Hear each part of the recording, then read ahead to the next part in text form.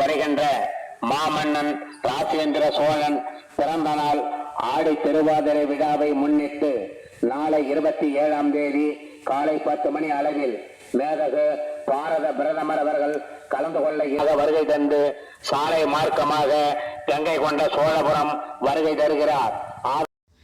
பாரத பிரதமர் திரு நரேந்திர மோடி அவர்கள் அரியலூர் மாவட்டம் கங்கை கொண்ட சோழபுரத்திலே ராஜேந்திர சோழனின் பிறந்தநாள் விழாவும் ஆடி திருவாதிரை விழாவை முன்னிட்டு பிரதமர் நரேந்திர மோடி கங்கை கொண்ட சோழபுரம் வர இருக்கிறார்.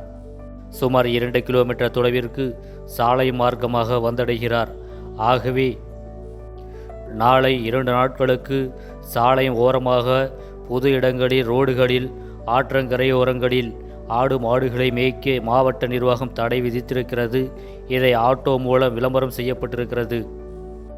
சுமார் 1000 ஆண்டுகளுக்கு முன்பாக ராஜேந்திர சோழன் கட்டிய கங்கை கொண்ட சோழபுரம் கோவிலை பிரதமர் நரேந்திர மோடி அவர்கள் பார்வையிடுகிறார். அதற்காக பணிகள் மும்முரமாக நடைபெற்று வருகிறது.